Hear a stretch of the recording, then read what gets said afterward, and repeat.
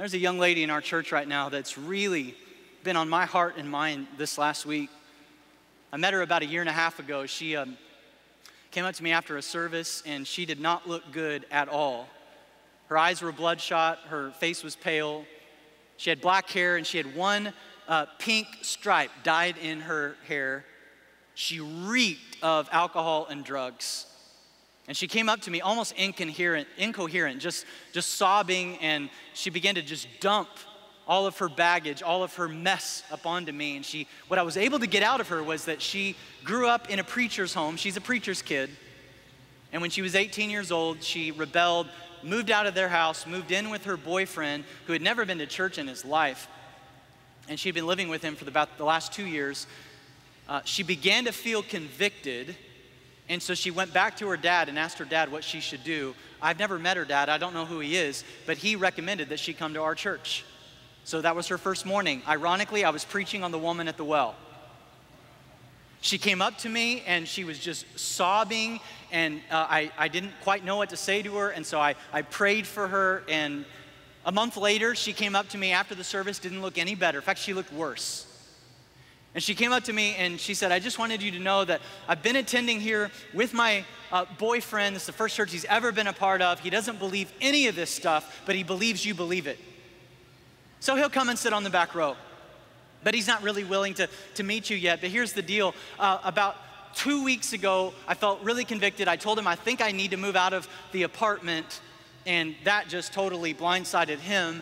And I just really feel like I need to get my life on the right track. And I'm thinking, man, this is great. You know, we're seeing some life change here.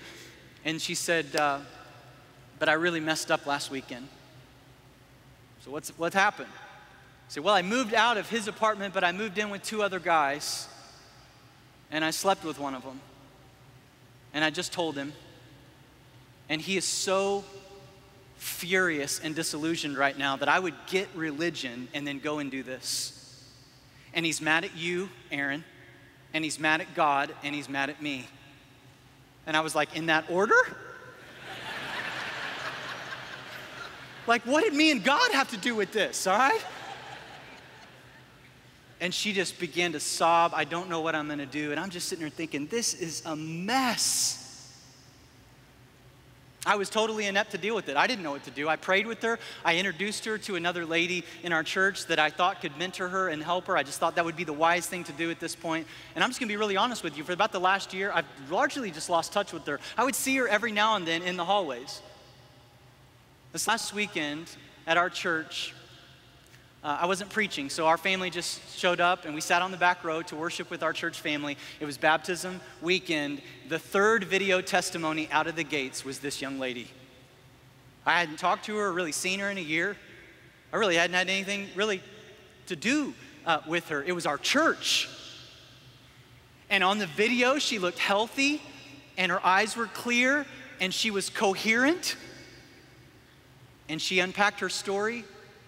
And she said this, I've tried to live my life in multiple ways and it's all led to a dead end.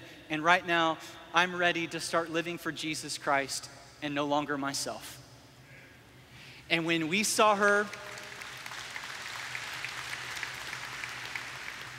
and when they baptized her and brought her up out of the water, there were tears in her eyes and her lips were trembling and you could see the life change all over her face. And man, I was a mess.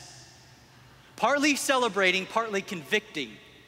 Like, I didn't really do much there, but see, that's the point. It was our church. Men and women who came alongside of her in her mess and loved her through it so that she could meet the only one who could clean her up. The church is absolutely messy, but do you know what Jesus says to all 7 churches in all 7 letters? He says the same thing, regardless of whether he had anything to correct them for or not. He says, to the one who conquers. To the one who conquers. Jesus believes in her, so should you. That he is going to be with her to the very end. She is eternal. Listen, the church is not perfect. She will one day be perfected. So don't tap out. Don't lose hope. Don't grow cynical. Love the church honestly. and lean on the one who has the authority to speak into her mess and redeem it for our good and his glory and the furtherance of his kingdom.